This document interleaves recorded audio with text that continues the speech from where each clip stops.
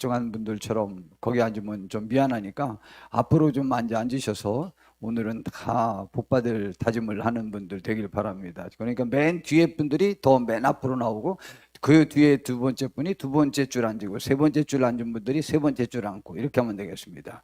맨 1등 뒤에 앉은 분들이 여기 김창현 집사님 옆으로 세 분 나오시고 그 다음에 두 번째는 우리 윤영래 원사님, 야, 저 형민아 좀 안으로 들어가 이렇게 하고, 자, 그 자리 순서대로 와서 앉으시길 바랍니다. 아유, 너무 감사합니다. 옛날엔 제가 이렇게 하면은 저 홍 목사인데 이 목사로 바꿔주던데 요즘은 안 바꿔주는 거 보니까 우리 교회 복 받은 것 같아요. 그죠? 아유, 야, 열정, 우리 교회 복 받은 것 같으지. 옛날에 이러면 홍 목사님을 이 씨로 바꾸더라고. 나 분명히 홍 씨인데. 감사합니다. 제가 오늘 이 예배를 드리려고 하는데 두 가지 마음이 교차합니다. 저의 삶을 돌아볼 때도 저는 때 무슨 마음이 있느냐면은 제가 하나님 앞에 죄송한데 한 번도 제가 하나님 앞에 전체가 드려져 본 적이 없다 라는 생각이 저를 너무 가만히 있어 봐봐. 저기 태원이가 그렇게 이종사촌 동생인 하준이를 잘 봐준다며? 하준이 어디 있어? 아유, 그래서 둘이 놀면 너무 잘 논대. 그러니까 아빠는 와서 맨 앞자리에 와서 앉아주고 아빠는 나오고 하준이는 채원이가 잘 봐줘. 알겠지? 아이고, 그럼 채원이가 얼마나 착한데 하준이랑 놀아줘. 그래. 저 하준이 아빠는 여기 앞에 와서 윤영래 원사님 옆으로 와도 되고, 자, 그렇게 좀 앉아주시길 바랍니다. 내가 왜 더 성령님에게 사로잡혀서 제가 드릴 만큼 100%를 하나님 앞에 한 번도 쓰임 받아 본 적이 없다 라는 얘기죠. 이제 그 생각이 제게 있고, 또 우리 이런 말이 있잖아요. 다 하나님의 은혜입니다. 저도 그 생각이 있어요. 그런데 또 한 가지 뭐라고 전 말하고 싶은 생각이 드냐면 다 죄진 것 같아요 라는 생각이 저를 계속 사로잡고 있습니다. 분명히 지난 삶을 돌이켜보면 하나님의 은혜입니다. 그러나 하나님 앞에 너무 죄송한 은혜밖에 없어서 이건 뭐 이게 은혜라고 표현을 해야 될런지 다 은혜라는 말이니까 그러면 이렇게 충성하는 것이 하나님의 은혜인가? 이제 저 개인적으로는 그런 생각이 들고 그렇습니다. 우리 성도님들 이번에 제가 더욱더 고마움을 느꼈는데 우리 함께 봤던 동영상 또 한 번만 좀 다시 한번 보도록 하겠습니다. 우리 늑대 동영상입니다. 잠깐 또 한번 다시 한번 보시죠. 53초. 엄청난 덩치의 곰과 싸우는 남편을 바라보는 아내. 그녀의 선택이 모두를 놀라게 합니다. 늑대 무리 리더가 냄새를 맡고 침입한 곰과 무리를 지키기 위한 피할 수 없는 대결을 펼치는데요. 늑대가 곰에게 맞서는 것 자체가 말도 안 되지만 우두머리 늑대가 맞서지 않으면 무리는 모두 무사하지 못할 겁니다. 리더는 용맹하고 처절하게 곰에게 저항하고 결국 곰은 끈질긴 리더 늑대에게 질린 듯 자리를 뜨는데요. 결국 그는 무리를 지켜냈습니다. 그러나 곰에게 치명상을 입은 리더 늑대는 쓰러지고 일어나기 힘들어 보입니다. 그때 이 모습을 안쓰럽게 옆에서 지켜보는 아내 늑대. 다른 늑대들은 리더가 무사하지 못할 것을 알아채고 새로운 리더를 선출합니다. 냉정하지만 그들도 빨리 리더를 선출해야 무리를 지킬 수 있으니까요. 그리고 새로운 리더를 따라 이내 자리를 떠나는데요. 하지만 리더 늑대 아내는 무리를 따라가지 않습니다. 그녀는 무리가 떠나는 모습을 슬픈 눈으로 바라보다가 부상당한 남편 곁으로 다가가 그의 상처를 부드럽게 어루만지며 정성스럽게 보살핍니다. 생존보다 사랑을 택한 그녀의 선택이 가슴을 울립니다. 늑대 부부는 한 번 연을 맺으면 평생 사랑과 의리를 지키기로 유명하지요. 남편에 대한 그녀의 큰 사랑이 느껴지네요. 예, 성도는 하나님에 대한 그 의리를 죽을 때까지 변하지 않는 것이 성도입니다. 우리 성도님들도 그러한 성도님들 꼭 될 수 있게 되기를 진심으로 바랍니다. 이 동영상을 제가 제 아내에게 병원에 있을 때 보내줬다고 그랬죠. 그랬더니 그것을 보더니 여보, 우리 교인들은 당신 병마와 싸우니까 한 명도 안 떠나고 다 같이 싸워주네 라고 말을 하는데 참 그 생각이 얼마나 고마운지 제가 병실에 들어갈 때 그게 느껴져요. 너무 강력한 사탄이 와 있는데 사탄아, 네가 여기 왜 와 있냐? 저리 가. 이제 제가 그리고 본래 이제 사탄은 제가 이제 별로 겁내지 않으니까 이제 그렇게 하고 그랬는데 그 오른쪽 옆에 중앙에 수많은 천사들이 저를 지키고 환영해주고 축하해주고 격려해주기 위해요. 거기에 모여 있는 것이 너무 강력히 느껴졌죠. 그리고 또 그 맨 오른편에는 예수님이 와 계시는 것이 저는 확실히 느껴졌습니다. 저는 원래 잘 보진 않지만 이렇게 제법 좀 잘 느끼는 사람인데 아주 그때 그 기분은 제가 개선 장군처럼 천국에 들어가는 것처럼 꼭 그 기분에 가장 이 세상에서 평안하다는 것이 엄마의 자궁속이라고 하는데 그 제가 평안히 쉴 수 있는 자궁속으로 천국으로 들어가는 것 같은 개선 장군인 것 같은 그런 것들이 느껴지면서 이야, 지금 우리 성도님들이 기도하는 이 기도로 말미암아 하늘에 그것이 상달되어져 가지고 저를 지켜 보호해 주시고 이렇게 함께 해 주시는구나 라는 그 감사함이 느꼈습니다. 근데 그날 저 때문에 일찍 와서 기도한다고 뭐 8시도 되기 전에 와서 기도하기 시작해 가지고 제가 1시 반에 나왔는데 1시 반 나온 다음에 조금 있다 이제 수술 잘 마치고 나왔습니다. 연락번호 할 때까지 그때까지 그렇게 기도해 주신 우리 성도님들이 제가 얼마나 고맙든지 또 각지에서 또 교회 와서 또 기도하신 분들도 그때 많이 계셨고 또 저를 위해서 기도해 주신 것 진심으로 감사합니다. 오늘 헌신 예배를 드리려고 하는데 우리 일어나서 이 전부 살펴보셨죠? 누가 참석했나? 하나님의 교회든 어떤 한 집안이든 나 개인의 삶에 있어서든 그리고 어느 직장이든 국가든 마찬가지입니다.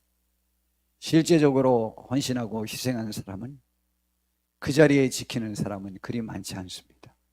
그리고 매번마다 국가면 국가일수록 더 신뢰할 수 있는 일꾼이 더 부족한 것입니다. 나라가 크면 클수록 기업이 크면 클수록 단체가 크면 클수록 신실한 일꾼이 더욱더 필요하고 더욱더 그들의 자리가 소중한 것이 사실인 것입니다. 오늘 이 시간 우리 이 자리를 지켜주시고 제가 이 자리의 중요성에 관해서 사실은 굉장히 말씀을 드렸습니다. 그런데 어느 분들에게는 이 자리에 관한 인식이 조금도 없잖아요. 특별히 청년들에게 그렇게 강조했는데 청년들은 미래에 우리 임마을교회 일꾼 된다는 것이 너무 부담스러워서 일꾼 될까봐 두려워서 다 떠나갔습니다. 안 나왔습니다. 옛날에 김홍래 집사님이 전통을 세웠어. 그래. 우리 방언 받자, 성령 받자 그랬더니 내가 성령 받으면 방언 따따따따 하다가 나 바울 사도처럼 될래. 그렇게 나서게 될까봐 두려워가지고 성령 받고 싶어 하지 않았거든요. 말은 안 했어요. 제가 보니까 그래 보이더라고. 그랬더니 나중에 물어봤더니 맞대. 그러면 저는 또 이렇게 이 마음은 또 잘 하나님이 전달해 주니까. 근데 지금 내가 물어봐줘. 지금 바울 사도처럼 성령 충만하기를 바라죠. 그랬더니 지금은 바란다는 거야. 죽었다 말아도 지금은 또 안 해주셔 하나님이. 또 모르지 또 지금 또 갑자기 또 불러주실지. 오늘 또 그 윤 누구죠? 그거의 부회장님이었던 분. 그분이 몇 달 전에 돌아가셨다고 강현수 권사님이 그러시더라고요. 그리고 어째 요즘 한 번도 안 보이더니. 예, 윤 뭐더라 그분이? 박용옥 맞아. 박용옥. 예. 박용옥 그 성도님. 그분이 집사님이셔요. 우리 교회를 뭐라고 말하냐면 왜 이 교회가 30몇 년이나 됐는데 장로님이 없냐? 그런 교회는 잘못된 교회라고 안 오셨거든요. 그러면은 장로님 계신 교회 다녔냐? 한 번도 안 갔거든요. 여러분 잘 생각하셔야 됩니다. 우리가 우리의 삶 속에서 그 자리를 지킬 수 있는 것 얼마나 은혜인지 모르겠어요. 돌아가시기 전에 야 주님이 오셨네 라고 하고 돌아가실 수 있는 분들, 신앙의 우인들 중에 그런 사람들이 얼마나 많은지 모릅니다. 야 나 저기서 날 부른다. 그리고 돌아가시는 분들 얼마나 많은지 모릅니다. 우리가 다 그렇게 지키길 바라고. 제가 이춘길 씨도 얘기도 했잖아요. 김순기 성도님 남편분, 제가 열흘 전에 신방 갔어요. 정말 예배해 주기를 제가 말했습니다. 그랬더니 우리 내 아내나 가서 예배했으면 좋겠다고 계속 말씀하셨어요. 돌아가시기 일주일 전에 제가 이 길에서 봤는데 왜 이렇게 쓸쓸해 보이시는가 했더니 바로 돌아가셨다고 그러잖아요. 우리 삶이 어떨 줄 모릅니다. 성도 여러분, 우리의 신앙이 끝까지 지켜주고 그 자리를 지킬 수 있는 것만큼 축복이 없습니다. 여러분, 오늘 성경에서 우리 교회를 칭찬한 분들의 그 글을, 성경 말씀을 오늘 좀 살펴보려고 합니다. 우선 먼저 오늘 성경 본문이 그 얘기입니다. 이 사도 요한이 요한계시록을 쓰면서 물론 빌라델비아 교회와 서머라 교회와 몇몇 교회들에 대해 칭찬을 하긴 했지만, 그때 칭찬 중에 우리 기억나는 게 있잖아요. 죽도록 충성하라. 그러면 생명의 멸류관을 내가 너희에게 주리라. 그런 말씀하잖아요. 그리고 적게 가진 교회들이 오히려 더 많이 충성하고 세상적인 조건을 잘 갖춘 교회들이 오히려 책망도 듣고 그러는 교회들이 더 많았지 않습니까? 자, 그런데 이 사도 요한이 요한 3서에서 그 빌레몬이라고 하는 가이오죠, 가이오. 빌레몬이 아니고 가이오라고 하는 장로님 댁에 모이는 그 가족에서 모이는 그 가정에서 모이는 그 교회에 대한 칭찬을 하는 것입니다. 그 칭찬이 얼마나 좋은지 몰라요. 오늘 성경 본문인데 장로인 나는 사랑하는 가이오 곧 내가 참으로 사랑하는 자에게 편지하노라. 참으로 사랑한대요. 그래서 너무 사랑해가지고 사랑하는 자여 내 영혼이 잘된 같이 내 영혼이 잘 돼 있으니 그거와 같이 내가 범사에 잘되고 강건하기를 원하노라 그랬어요. 근데 영혼이 안 됐으면 뭐라고 그러겠어요? 내 영혼이 잘 되기를 바라노라 그러지 범사에 잘되고 강건하기를 그건 못 구하죠. 구할 내용이 아니죠. 지금 그 영혼이 잘 돼야 되지 않겠습니까? 근데 그렇게 칭찬했습니다. 그리고 그 교회를 향하여 기뻐하는 그 이유를 설명을 합니다. 형제들이 와서 내게 있는 진리를 증언하되 내가 진리 안에서 행한다니 내가 심히 기뻐하노라. 내가 내 자녀들이 진리 안에서 행한다함을 듣는 것보다 더 기쁜 일이 없다고 이렇게 말씀해 주고 있습니다. 그러면은 이게 무슨 내용이죠? 그러면은 지금 가이오 장로님이 하나님의 말씀대로 온전히 산다는 그 소식을 듣고 너무 기뻐한 거예요. 그럼 너무 슬퍼할 일은 뭐죠? 하나님의 말씀에 밖으로 나가서 산다. 하나님의 말씀대로 살지 않는다. 라는 이야기를 들으면 내가 제일 슬퍼하노라. 그랬을 것 아니에요? 하나님께서 제일 슬퍼하는 것이 뭐냐?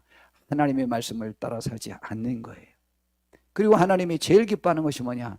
하나님의 말씀대로 사는 것을 제일 기뻐해요. 그러면은 우리 성도님들, 우리 양근숙 집사님, 우리 동거리 어디 갔어? 회장님도 가서 주무시러 갔네. 동거리는 이렇게 예배도 안 드리는 애 잘 되길 원하지 않죠? 그냥 가다 팍 오늘 예배 안 하는데 가다 고꾸러져 가지고 그냥 목이 팍 삐뚤어졌으면 좋겠다 그러면서 생각하고 계시죠? 아니에요. 동거리가 잘 되길 바라요. 여러분, 그런데 잘 되는 방법은 뭐냐? 두 분의 말씀 들어가지고 그들이 안 될 것이 있나요? 부모님들은 본인이 잘못됐어도 자녀들이 잘 되기를 원하는 교훈을 해줍니다. 부모님 말씀 들으면 다 잘 됩니다. 그래서 성경에는 내 부모를 공경하라. 그리고 그 말씀에 순종하라. 그랬거든요. 왜냐하면 그게 복 받는 거니까. 그럼 복이 뭐죠? 땅에서 잘 되고 장수하는 축복을 얻을 거라고 그랬잖아요. 그렇다면 주님께서 하나님께서 우리들에게 하나님의 말씀대로 사는 것을 제일 기뻐하는 이유가 뭐죠? 우리가 잘 될 수 있기 때문에. 하나님의 말씀대로 살면 영혼이 잘 되고 영혼이 잘 된 것 같이 모든 일이 다 잘 되고 또 모든 일이 잘 된 것과 동시에 건강해지는 그런 축복을 받을 수 있기 때문입니다. 하나님은 우리가 잘 되길 바라지 우리가 안 되길 바라지 않아요. 안 되길 바라는 건 누가 안 되길 바란다고요? 사탄이, 귀신이 우리가 안 되길 바라지, 세상이 우리가 안 되길 바라지, 하나님은 우리가 잘 되길 바라고 주님은 우리를 잘 되길 바라시는 것입니다. 그렇기 때문에 우리가 하나님의 말씀대로 산다는 것은 바로 잘 될 수 있겠기에 하나님이 기뻐하시는 것입니다. 우리가 안 되면 주님은 지금 또 우셔야 돼요. 주님이 우리 때문에 우시면 그게 꼭 좋겠습니까? 좋지 않잖아요. 그렇잖아요. 우리는 항상 주님이 우리 때문에 기뻐하고 즐거워할 수 있는 그러한 하나님의 백성들로 계속 남을 수 있게 되기를 진심으로 바랍니다. 이 복된 자리를 지키고 이 하나님 앞에서 가지고 있는 그 신앙을 끝까지 지켜서 하나님께 영광 돌리고 하나님의 기쁨이 되고 하나님의 기쁨의 축복을 받아 누릴 수 있는 우리 모두가 되기를 바랍니다. 빌립보 교회가 또 그렇게 칭찬을 받았어요. 이건 바울 사도를 통해서 칭찬을 받았어요.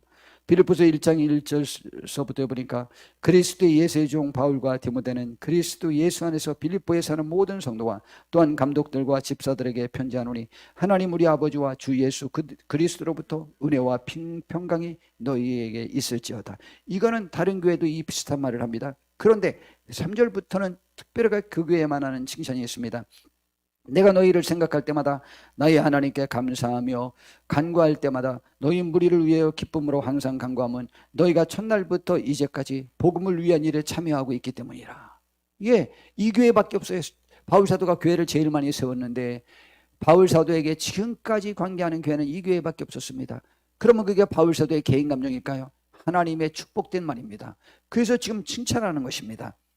너희 안에서 착한 일을 시작하신 이가 그리스도 예수의 날까지 이루실 줄을 우리는 확신하노라. 그러면서 기뻐했습니다. 내가 너희 무리를 위해 이와 같이 생각하는 것이 마땅하니 이는 너희가 내 마음에 있음이며 나의 매임과 복음을 변명함과 확정함에 너희가 다 나와 함께 은혜에 참여한 자가 됨이라. 내가 예수 그리스도의 심장으로 너희를 얼마나 사모하는지 하나님이 내 증인이시니라. 그럼 지금 바울 사도가 그 교회 성도들을 그렇게 사모하는데 이게 누구의 심장이라고요? 누구의 마음이라고요? 예수님의 마음이라는 거예요. 예수님의 마음. 바울 사도를 도와서 바울 사도가 감옥에 갇혔는데도 불구하고 그가 무슨 죄가 있어서 갇혔을 거야, 뭐 벌 받았을 거야, 뭐 이런 것으로 접근하지 아니하고 그가 그리스도를 위해다가 그렇게 됐다라고 하는 그 믿음을 가지고 그를 보살폈을 때 그것이 하나님께서 굉장히 훌륭한 일이라고 칭찬해주고 있다고 하는 것이죠. 그런데 그래서 그 빌립보 교회 교인들에 관해서 바울 사도는 뭐라고 궁극적으로 평가를 했느냐. 빌립보서 4장 1절에서 3절에 보니까 그러므로 나의 사랑하고 사모하는 형제들, 나의 기쁨이요 면류관인 사랑하는 자들아, 이와 같이 주 안에서 살아. 그들이 사모하고 사랑하고 사모하는 형제들이래요. 그리고 나의 기쁨 자체고 나의 면류관이라는 거예요. 나의 면류관. 그리고 내가 유디아를 권하고 순두개를 권하노니 주 안에서 같은 마음을 품으라. 또 참으로 나와 멍에를 같이 한 네게 구하노니 복음에 나와 함께 힘쓰던 저 여인들을 돕고 또한 클레멘드와 그 외 나의 동역자들을 도우라. 그 이름들이 생명책에 있느니라. 우리가 생명책에 있음을 다 확신하고 그렇게 서로가 믿어줄 수 있는 그런 복된 대상이 되길 바랍니다. 그런데 여기 한 가지 독특한 또 표현이 또 있습니다. 그렇게 바울 사도가 최고 칭찬한 교회인데 그 교회 성도가 모두 그렇진 않다는 거예요. 눈물을 흘리면서 그 교회에 권고하는 말도 있잖아요.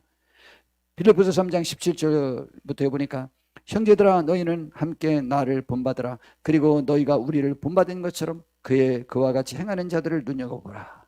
저는 우리 교회에서 청년들을 향할 때 슬픈 것이 너희들은 우리가 그리스도를 본받는 자들을 눈여겨보라. 그리고 그들을 또한 본받으라라고 했어요. 여러분 젊은 청년들에게 우리가 신앙의 선배로서 본을 보일 수 있는 중간 계층들이 있어야 되는데 그 계층이 없어요. 계층이. 그게 제가 슬픈 거예요. 그러니까 청년들이 보고 배울 게 하나도 없어요. 우리는 그 중간을 잘 채워주는 사람도 많이 세우기를 바랍니다. 그래서 내가 여러 번 너희에게 말하였거니와 이제도 눈물을 흘리며 말하노니. 제가 지난주에 설교할 때 사실 이 말씀 읽을 때 저도 눈물을 흘렸어요. 너무 마음이 아파요. 여러 사람들이 그리스도의 십자가의 원수로 행하느니라. 그들의 마침은 멸망이요 그들의 신은 배요 그 영광은 그들의 부끄러움에 있고 땅의 일을 생각하는 자라. 그러나 우리의 시민권은 하늘에 있는지라. 거기로부터 구원하는 자 곧 주 예수 그리스도를 기다리노니 나는 만물을 자기에게 복종하게 하실 수 있는 자의 역사로 우리의 낮은 몸을 자기 영광의 몸의 형체와 같이 변화하게 해주실 그 하나님을 나는 고대한다. 이러한 신앙도 너희들에게 있었으면 좋겠다. 근데 너희들의 신은 배요 또 너희들의 영광은 부끄러운 일들이라는 것이죠. 이거 저 비참한 일 아닙니까? 이 세상은 이상스럽게 자랑거리가 아닌 것을 자랑거리로 생각하고 으쓱하지 않아야 될 것에 관해서 부끄럽게 생각할 것에 관해서 으쓱하고 또 으쓱해야 될 일에 관해서 부끄럽게 생각하는 경우가 얼마나 많은지 모릅니다. 우리는 그러한 부분에 있어서 이제는 그 사랑하는 교회에 사랑하는 마음으로 권하는 거예요. 우리 교회 성도님들도 지금 우리 교회 어떤 분들은 하나님 앞에 정말 충성하고 귀한 분들이 있지만 어떤 분들은 사실은 그렇지 못한 분들도 있지 않습니까? 그러면 이제 그런 분들도 변화되어서 우리가 그 무리에 동참되어지기를 바랍니다. 교회든 단체든 어디든 갑자기 다른 데서 특별한 하늘이 낸 귀한 인물이 뚝 떨어져 가지고 그 단체나 교회나 국가를 구원하지 않습니다. 대부분 함께 했던 사람들이 결국은 힘을 모으고 헌신하고 그 자리에 함께 지켜줘서 외적을 물리치고 승리하게 되는 것입니다.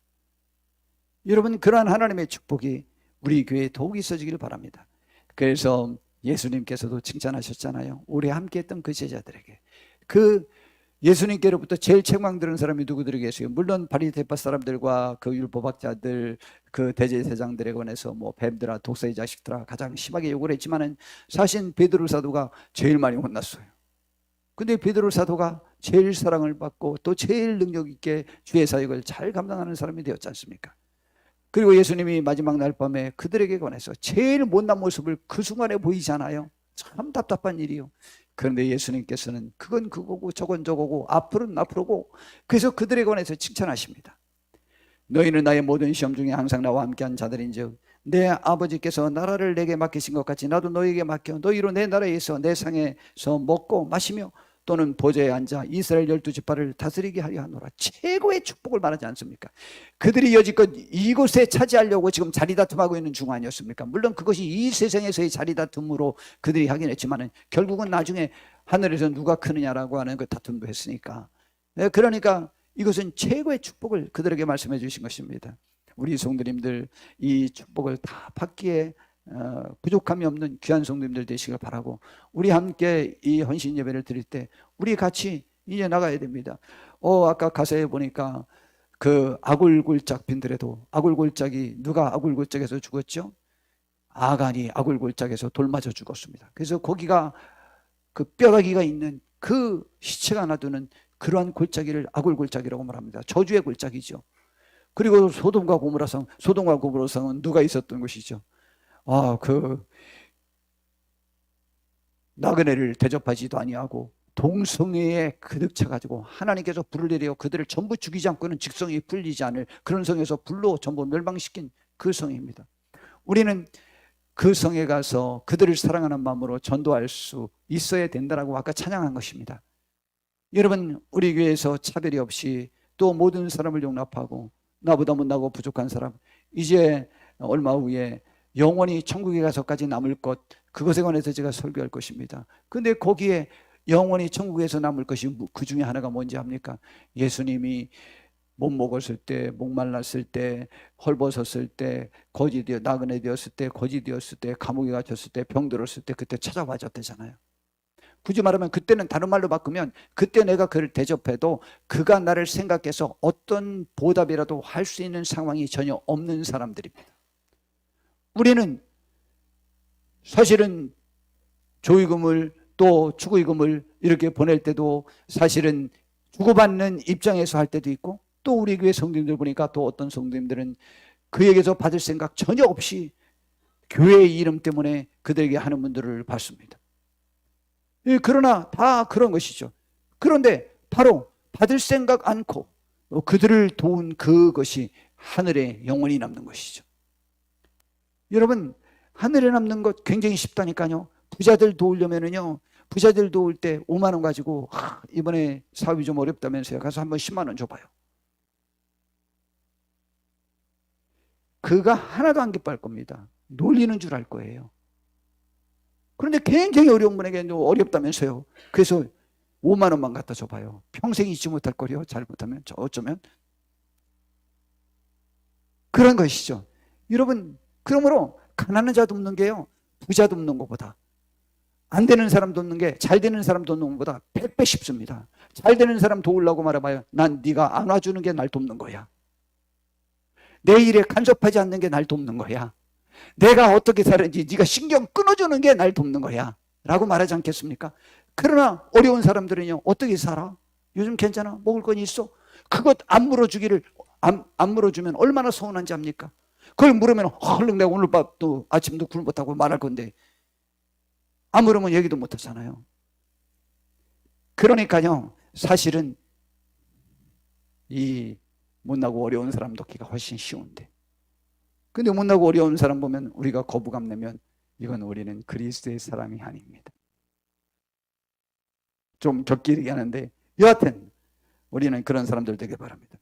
오늘 이 시간 우리가 하나님 앞에 일꾼 되고, 그러면은 우리는 재직들은 어떻게 해야 되느냐? 우리 교회 규정에, 정관에 재직은 예배의 의무, 헌금의 의무, 뭐 전도의 의무, 봉사의 의무, 또 뭐의 의무 이렇게 나와 있습니다. 그거 다 하셔야 되는 거예요. 이거는 교단 헌법에도 나와 있는 거예요. 이거는 성경에도 나와 있고 어디에 다 똑같이 나와 있는 것입니다. 그래서 우리 재직은 뭐냐? 교회 일꾼인데 교회 일꾼은 뭐가 일꾼이냐 이 말이죠. 첫 번째, 예배하는 분들이 되셔야만 합니다. 하나님이 우리를 창조하신 것은 아담과 하와가 하나님 앞에서 하나님 그러면서 빨개벗고 막 이렇게 지가 잘난 것처럼 막 얘기하면서 막 하나님이랑 얘기하고 저건 내가 코끼리라고 이름 줬는데 잘 줬죠? 그래 잘 줬다. 저건 뭐라고 그러니까 원숭이라고 그래 잘했다. 따라 원숭이라고 하자. 뭐 이게 예배예요. 하나님을 기뻐하고 하나님과 교제하는 거. 그게 예배예요. 근데 사탄이 틈타니까 제일 먼저 하지 않은 것이 뭐예요? 하나님 앞에 자기를 내보이고 싶지 않은 거예요. 그래서 예배하지 않는 거예요. 하나님과 대화하지 않는 거예요. 하나님과 교제하지 않는 거예요. 그거를 단절시키는 거예요. 여러분, 하나님은 우리의 예배를 받기를 원하시는 것입니다. 오전에도 말씀드렸지만 느부갓네살 왕자가 자기가 깨달은 후에 첫 번째 한 말이 뭡니까? 하나님의 모든 것을 하시는데 나는 하나님을 찬송하고 하나님을 경배하노라라고 말했습니다. 찬양과 경배, 그게 예배예요. 예배. 그것이 사장 전체가 긴 장이 느부갓네살 왕의 간증문이에요. 간증문. 이거를 120개 도에 있는 지금 말하면 수십 개의 나라들에게 전부 그것을 공포해가지고 이 하나님을 우리 믿어라 라고 전부 그게 간증한 그게 간증서예요. 근데 뭐 했어요? 깨달으면서 첫 번째 게 뭐냐? 하나님을 찬양하고 하나님께 경배하고. 찬양과 경배, 경배와 찬양, 그게 예배예요. 예배를 하는 게 예배하는 사람이 되었어요. 하나님을 예배하는 사람이 되었어요. 그리고 절대 주권이 그분에게 있다는 것을 인정했죠. 자기 게 아니라는 사실을 깨달았어요. 우리가 바로 예배에 관해서 확실한 인식이 있어야만 합니다. 하나님은 사람에게서 예배를 받기 위해 창조하신 것입니다. 예배는 두 가지가 있습니다. 하나님 앞에 직접 하는 예배와 우리의 삶을 통해서 하나님의 자녀답게 살아서 하나님께 영광 돌리는 우리 영적 예배라고 하죠. 우리 몸으로 하나님 앞에 예배드리는 예배입니다. 무엇이 우선일까요? 교회 와서 예배하지 않는 사람들에게 삶에 우리의 몸 자체를 하나님 앞에 드리라는 말을 할 기회도 없는 거예요. 우선이 뭐냐? 교회 와서 예배하는 거예요. 교회에서 예배하면서 하나님이 바라시는 뜻, 하나님이 원하시는 것이 무엇인지를 깨달아서 그것을 삶에서 실천하는 것을 교회에서 배워야 되는 것이죠. 그러므로 교회에 나와서 예배하는 것이 첫 번째입니다. 아니 이런 형식적인 예배가 하나님이 그럼 제일 기뻐합니다. 이보다 더 기뻐하는 것이 어디 있어요? 이걸 제일 기뻐하십니다. 하나님이 제일 기뻐하시는 거예요. 모든 신앙에는 예배를 통해서 신앙이 자랐어요. 아니라는데 누구는 큐티를 통해서 했다는데 그가 교회가 없었는데 그것이 가능했을까요? 아닙니다. 제가 자주 말하잖아요. 옥가는 목사님이 거기는 제자훈련으로 부흥했다. 거기에 통계조사를 했는데 약 80%가 그 옥가는 목사님의 설교가 좋아서 거기 나갔지 제자훈련이 좋아서 거기 나갔다고 답하지 않았습니다.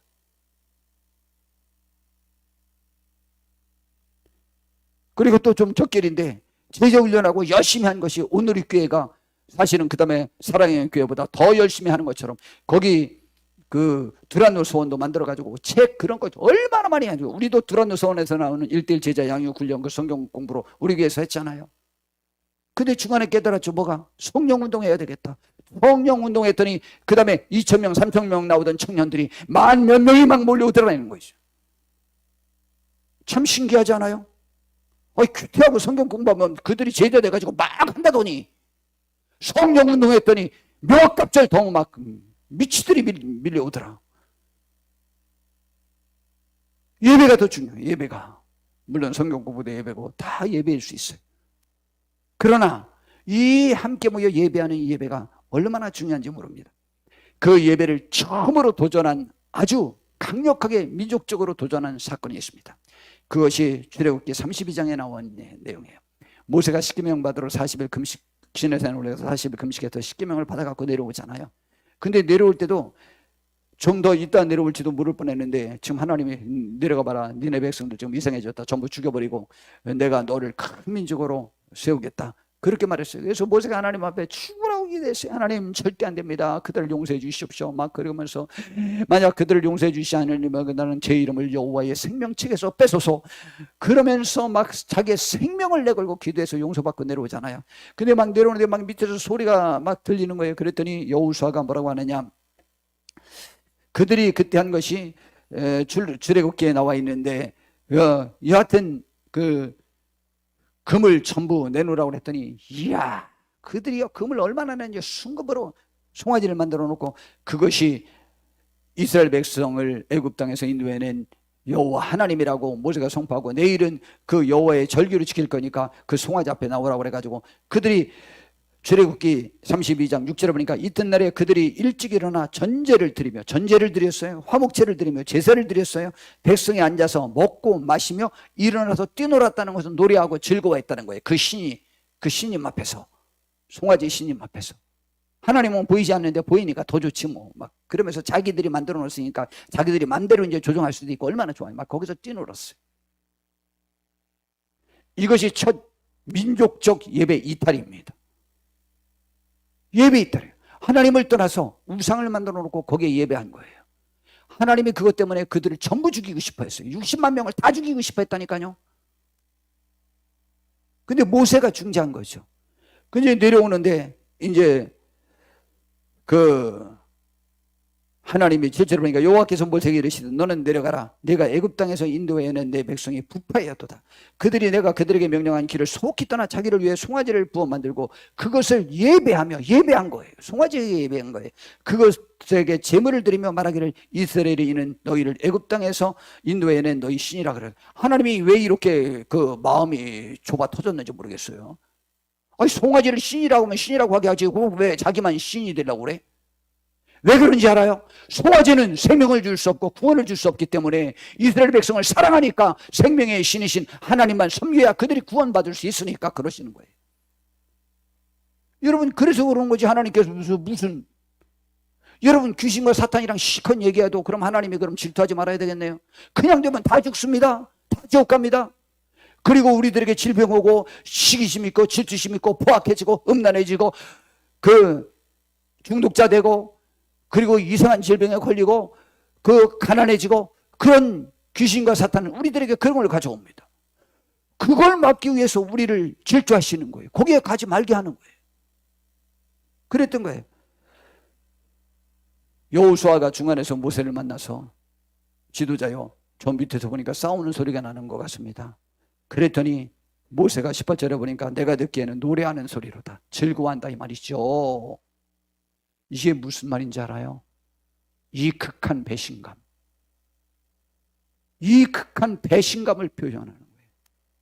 하나님 앞에서 즐거워하지 않고 송아지 앞에서 즐거워하는 것, 노래하는 소리, 거기서 노래하는 것. 여러분, 이 예배할 자리에서 노래하고 슬퍼하고 하나님과 동행하면서 우리 교제하면서 웃고 즐거워해야 되는데 지금 이 시간에 다른 데서 웃고 있을 때 하나님은 어떤 마음이 들을까요? 여러분의 애인을 기다리고 있는데 그 애인이 오지 않더니 나중에 알고 봤더니 그 시간에 딴 사람이랑 품에 안고 그가 웃고 있더라 이 말이죠. 여러분 어떻게 생각하시겠습니까? 지금 예배가 그러한 것이라고 인식하지 않습니까? 지금 여기 있는 표현이 그 표현이라고 생각하지 않습니까? 바로 그 표현입니다. 제가 이걸 하면서 꼭 제 동생과의 이야기를 이야기하지 않습니까? 제가 어렸을 때 저는 제 동생과 굉장히 너무 밀착되어 있었어요. 그래서 결혼 생활에 있어서 그것이 조금 문제를 일으킬 정도로 제가 그렇게 밀착되어 있었어요. 근데 초등학교 때 아무리 찾아봐도 우리 동네에 내 동생이 없는 거예요. 그래서 동생을 찾아서 정말 눈물을 흘릴 정도로 제가 찾아 돌아다녔어요. 그랬더니 나중에 보니까 우리가 이제 장터에서 조금 벗어난 위에 마을이었는데 거기 한 50m 앞에 우리 장터에서 동네 형들과 동네 동생들과 웃으면서 거기서 한 물이 저어서 올라오는 모습을 제가 봤어요. 그때 제가 눈물이 나더라고. 얼마나 서운했는지 몰라요. 나를 주고 가서 동네 다른 사람들이랑 저렇게 놀고만 있어. 저는 그때의 감정을 잊을 수가 없어요. 내가 듣기에는 노래하는 소리로다. 이게 얼마나 배신감 느끼는 표현인가 한번 여러분 생각해 보십시오. 지금 예배할 자리에 있지 아니하고 다른 데도 지금 누구랑 웃고 있습니까? 아니면 누구랑 슬퍼하고 있습니까? 우리는 주님 안에서 이 교회 안에서 예배할 때 예배 자리에 함께 하기를 하나님이 얼마나 바라는가를 생각해야만 하는 것입니다. 그래서 하나님의 10계명 중에 첫 번째는 나는 내 외에는 다른 신들을 내게 두지 말라. 두 번째는 우상을 섬기지 말라. 세 번째는 여호와의 이름을 망령되이 일컫지 말라. 제사는 안식일을 기억하여 거룩하게 지키라는 이 얘기는 다 예배에 관한 이야기예요. 우상에게 예배하지 말고 다른 신에게 예배하지 말고 또 이름을 망령되이 부르지 말고 또 안식일을 거룩히 지켜서 예배하라는 얘기예요. 그러면 그 다음에 다섯 번째에 있는 건 뭐냐? 내 부모를 공경하라, 살인하지 말라, 가늠하지 말라, 도둑질하지 말라, 뭐 이웃 탐내지 말라, 그 여러 가지 이야기 쭉 나온 건 뭐예요? 그것도 예배인데 삶의 예배를 드리라는 거예요. 근데 먼저 뭐를 말했는지 알아요? 하나님께 직접 가시적으로 예배하는 그 행위를 먼저 말씀하셨던 것입니다. 그래서 누가복음 9장 59절에서 62절에 보니까 또 다른 사람에게 나를 따르라 하시니 그가 이르되 나로 먼저 가서 내 아버지를 장사하게 허락하옵소서. 여러분, 예배의 중요한 교훈을 여기서 받을 수 있어요. 주님을 따르는 데 있어서 교훈을 받을 수 있어요. 지금 장사를 치르고 오겠다는 거예요. 장사를. 근데 예수님이 뭐라고 말씀하셨는지 알아요? 이르시되 죽은 자들로 자기의 죽은 자들을 장사하게 하고 너는 가서 하나님의 나라를 전파하라라고 말씀하셨어요. 그걸 허락하지 않았어요. 죽은 자들로 자기의 죽은 자들을 장사하게 하라. 이게 무슨 말인지 알아요? 지금 여기 예배하려고 하고 있는데 지금 부모님이랑 식사 계획했어요. 가족 모임을 가졌어요. 친구랑 모임 가졌어요. 놀이 가기로 했어요. 또 부모님이 아파요. 무슨 일이 있어요. 또 여러 가지 일들이 지금 지금 닥쳤어요. 그럼 예배 시간에 우리가 그걸 가야 되느냐 이 말이에요. 가야 되느냐 말아야 되느냐. 100% 가야죠. 예배 시간 아닌 때 가세요. 그럼 주일날 내 가족을 내가 모셔야 돼요. 주일날 내 가족을 모셔야 할 때 주님은 뭐라고 말씀하시는지 알아요? 야, 네 가족 중에 교회 안 나오는 사람 있잖아. 그때는 교회 나오는 시간에는 그들에게 부탁해서 그들이 하게 해. 그 집을 하면 죽은 자들은 죽은 자들끼리 놀게 둬. 너는 다른 때 산자가 죽은 자 살리러 따로 가. 라는 얘기예요. 이 말씀 이해하지 못하셔요? 그런데 우리가 죽은 자들을 위해서 우리가 가주는지 알아요? 아니에요. 내가 예배가 싫어서 가는 거예요. 실제로 내가 가족에게 예속되어져서 그렇게 하면 감사하게. 제가 보니까 그런 경우가 거의 없어요. 내가 그 자리에 있어주는 것이 더 즐거움이고 나에게 쾌락적으로 좋겠다고 생각돼서 혹은 돈 부스러기라도 얻고 또 인정이라도 받기 위해서 그 자리에 가서 같이 웃어주는 거예요. 비굴하지 않아요? 제가 진심으로 말씀드리는 거예요. 지금 예수님이 왜 이런 말씀을 하셨을까요? 아니, 장사 지내야 되는데 그것도 네가 하지 말라는 거예요. 네 가족 중에 딴 사람 있지 않냐? 그거 하게 해. 지금 전도하는 것이 더 급해. 아니, 예수님이 직접 하신 말씀이라니까요. 두 번째 말씀도 같은 내용이에요. 또 다른 사람이 이르되 주여 내가 주를 따르겠나이다마는 나로 먼저 내 가족을 작별하게 허락하소서. 예수께서 이르시되 손에 쟁기를 잡고 뒤를 돌아보는 자는 하나님의 나라에 합당하지 아니하니라 하시니라. 똑같은 말씀이에요. 이게 예수님의 가르침이라니까요. 이런 독선적인 것이 하나님이라면, 예수님이라면, 성경의 가르치라면 믿을 수가 없다. 이건 가정 파괴범 아니냐 라고 말합니다. 가정을 파괴하지 않고 그 가정을 구원하고 그 가정을 하나로 만들고 싶어서 주님이 이런 말씀 주신 거예요. 그런데 만약 우리 어머니가 아프고 우리 어머니가 생신이고 우리 친정엄마가, 우리 장모님이, 또 우리 시어머님이, 시아버님이 그런 일이 있어서 내가 그날 가야 됐다 라고 해서 예배드리지 않고 거기 갔다. 전 무슨 생각이 드는지 알아요? 저는 그 농담으로 하는 게 아니에요. 나와 관계된 그들을 지옥 보내달라고 내가 고사 지내러 가는 것처럼 나는 느껴져요. 최소한 거기 가서 이들 지옥 보내주세요 하고 기도는 하지 않겠죠. 하나님께서 안 들어주실 거 뻔하니까. 그러니까 고사 지낸다고 제가 표현한 거예요. 거기를 가져야 그들이 지옥에 갈 수 있다니까요. 성경이 그렇게 가르쳐주고 있다니까요. 주님이 왜 이런 말씀을 주셨는지 알아요? 그들을 구원하고 가족이 하나 되고 다 하나님께 영광 돌리고 그들이 사탄과 귀신에게 사로잡히지 아니하고 거기에서 노임받아서 건강하고 또 영혼이 잘 되고 범사에 잘 되고 건강하기를 바라가지고 주님이 우리들에게 그런 말씀을 주신 거예요. 이 부분에 관해서 성경은 얼마나 많이 구체적으로 많이 말씀하셨는지 알아요? 마태복음 10장 32절부터 39절에 보면은 전도자들을 내보내면서 그들이 당할 어려움에 어떻게 대처해야 되는지에 관한 것을 말씀해 주신 거예요. 누구든지 사람 앞에서 나를 시인하면 나도 하늘에 계신 내 아버지 앞에서 그를 시인할 것이요, 누구든지 사람 앞에서 나를 부인하면 나도 하늘에 계신 내 아버지 앞에서 그를 부인하리라 그랬어요. 이 말씀에 제일 은혜를 받은 사람이 우리 상현이 동생 광현이에요. 광현이가 왜 전도를 열심히 했냐? 그럼 하나님 앞에서 하나님을 시인하는 거, 여기 지금 죽이려고 하는 사람들 앞에서도 두려워하지 말고 예수님을 시인하라는 내용이거든요. 그래야 된다는 거예요. 그러면은 내가 예수님을 시인하고 예수님 믿는 자, 내가 천국 가려면 어떻게 해야 되겠는가? 내가 전도하는 방법밖에 없구나. 그래가지고 그렇게 열심히 전도해가지고 그 반 애들을 얼마나 괴롭히는 자를 성준이가 뭐라고 그랬다고요? 우리 반에 그때 중학교 2학년 때 일진이 우리 반에는 없었어요. 그래가지고 광현이가 모든 애들 교회 가자고 다 괴롭히는데 광현이를 때려줄 일진이 없어가지고 모두 광현이한테 끌려가지고 교회 나왔대잖아. 일진이 있었더라면 광현이가 그 못된 짓 하는 걸 그냥 두지 않았을 것이라는 것이 그 성준이의 말이에요. 그 친구 성준이의 말. 여러분, 우리는 세상 속에서 예수를 부인하지 않아야 돼요. 이게 제자예요. 생명의 위협이 있어도. 그러면서 제일 원수가 누구일 거냐? 총독들이 아니라는 거죠. 34절에 보니까 내가 세상에 화평을 주러 온 줄로 생각하지 말라. 화평이 아니요 검을 주러 왔노라. 내가 온 것은 사람이 그 아버지와 딸이 어머니와 며느리가 시어머니와 불화하게 하려 함이라. 사람의 원수가 자기 집안 식구리라 라고 했습니다. 아버지나 어머니를 나보다 더 사랑하는 자는 내게 합당하지 아니하고 아들이나 딸을 나보다 더 사랑하는 자도 내게 합당하지 아니하며. 그런데 제가 또다시 말씀드리는데, 예배를 방해받아가면서 쫓겨가면서 내 가족을 모임을 갖는 것이 진짜 내 가족을 사랑해서 합니까? 아니면 예배와 교회에 조금 더 예속되지 않고 토요일날 하면 내 시간을 뺏기는 건데 주일날 하면 내 시간을 뺏기지 않고 교회 시간을 좀 단축시킬 수 있으니까 그러기 위해서 주일날 계획한 겁니까? 아니면 진짜 내 가족을 사랑해서 한 겁니까? 진짜 묻고 싶어요. 내 가족 사랑해서 그렇게 계획한 거 아니잖아요. 그런 거 아니에요? 내 가족을 사랑했으면 토요일 날 해야죠. 여유 있게 시간 갖고 다른 날 가지세요. 그리고 그들을 주일날 교회라고 권해야죠.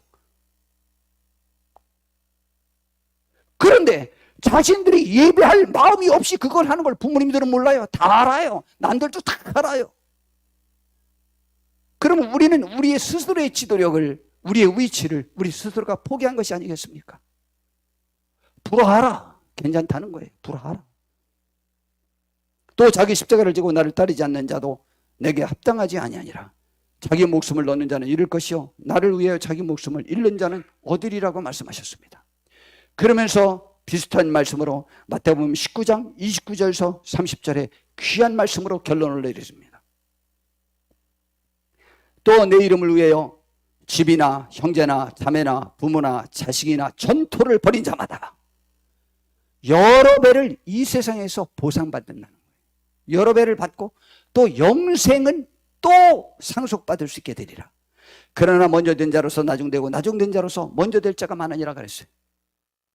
여러분, 내 가족을 배나 얻고 더 효도할 수 있는 기회를 얻고 그들의 영혼까지 구원할 수 있는 길은 내가 예배 시간을 포기하지 않아야 돼요.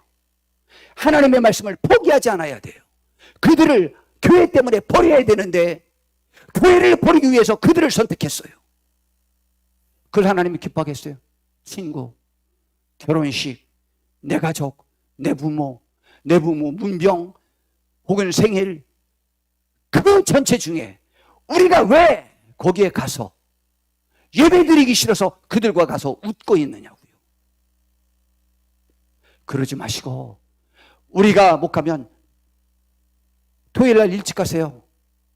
주일날 잔치한다면, 아니면 내가 발언권이 있으면 토요일날 오전에 갔도록 하자. 건의해서 토요일날 오전 가지면 돼요. 그거 싫어할 사람 하나도 없어요. 수요일날 생신인 분 주일날로 미뤄서 하는 경우도 많이 있고 먼저 하는 경우도 있잖아요. 그러면 토요일로 하시라고.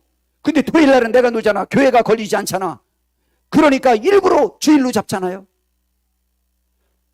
하나님을 그렇게 우습게 여기면 하나님이 어떻게 생각하시겠습니까? 여러분, 우리 그런 계획이 이제는 없기를 진심으로 바랍니다. 우리들의 모심 속에서 어떻게 하면 주님께도 예배하고 주님을 어떻게 돌볼 수 있을까? 성경은 그것을 지금 가르쳐주고 있지 않습니까? 그래야만 배냐 얻는다고 그랬잖아요.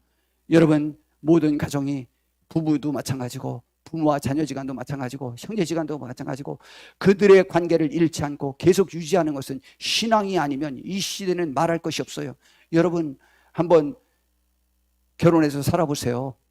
아내나 남편이 정말 부정한 일들을 행하고 여러 가지 잘못된 일을 행하고 있어요. 당신 남편이잖아, 당신 부인이잖아, 그러면 돼. 씨알이나 먹일 것 같아. 얘 인간아, 왜 이렇게 째째하고 구차하게 구냐. 아이고, 나 네 말 듣기 싫어. 그럼 헤어져. 여러분, 첫 번 나온 말이 이건 짠 것처럼요. 아내들이 외도하다 들키면 그때 첫 번 말이 그럼 헤어져예요. 미안하다라고 말할 것 같아요? 아이고, 순진하시기는. 첫 번 말이 뭔지 알아? 그럼 헤어져예요. 그때 통할 수 있는 말은요, 예수님이 원하시지 않잖아. 그 말은 통할런지 모르지만 그 말이 안 통하는 사람은 한번 해보시라고. 정말 이 기록 저 기록 저 상담 이 상담 다 봐도 첫 번 하는 말이 그거예요. 인간아, 그럼 헤어져. 쫀쫀하기는. 뭐 신호공 웃기게. 그래서 너 그러면 안 된다고 말하면 이제 그다음부터 날 뭐 핍박했다 뭐 때렸다 욕했다 그래가지고 막 자료 그냥 열심히 준비해가지고 그 재판에서 이기려고만 신경 써요. 미안하단 말 안 합니다. 이거 안 당해보셔도 잘 모르시나? 한번 해보시라고. 여러분, 부모님 끝까지 모시는 사람이 대부분 누군지 알아요? 교회 다니는 사람들이 대부분 끝까지 모셔요. 여러분, 배나 얻을 수 있습니다. 남편도 아내도 배나 얻을 수 있고 자녀도 배나 얻을 수 있고 부모도 배나 얻을 수 있고 전토도 배나 얻을 수 있어요. 근데 이 땅에서 받겠대요. 근데 시점은 좀 다를 수 있다는 것이죠. 예배를 멸시하지 않는 우리가 되시기를 진심으로 바랍니다. 그래서 초대교회는 예배로 뭉쳤던 교회예요. 사도행전 2장 44절부터 해보니까 믿는 사람이 다 함께 있어 모든 물건을 서로 통용하고 또 재산과 소유를 팔아 각 사람의 필요에 따라 나눠주며 날마다 교회에 모였어요. 날마다 마음을 같이하여 성전에 모이기를 힘쓰고 집에서 떡을 떼며 기쁨과 순전한 마음으로 음식을 먹고 예배하는데 교회에 모이는데 하는 자세를 설명했어요. 뭘 했어요? 마음을 같이 했고요. 마음을 같이 했다는 것은 저건 인간 같지도 않는 거 내가 봐줘서 저런 거야 라는 마음을 갖지 않은 거예요. 서로 동료의식을 가진 거예요. 여러분, 교회에 누가 나오든 함부로 무시하지 마세요. 제가 그래도 최낙종 목사님 얘기를 잠깐 좀 했는데 최낙종 목사님 교회가 해오름 교회예요. 근데 거기에 처음에 그 무허가 단지 거기에 이제 교회를 하고 있었는데 2층에서 한 60명에서 80명 나올 때였대요. 그랬는데 어떤 깡패 같은 사람이 그 남편이 있었대. 집사님 남편인데.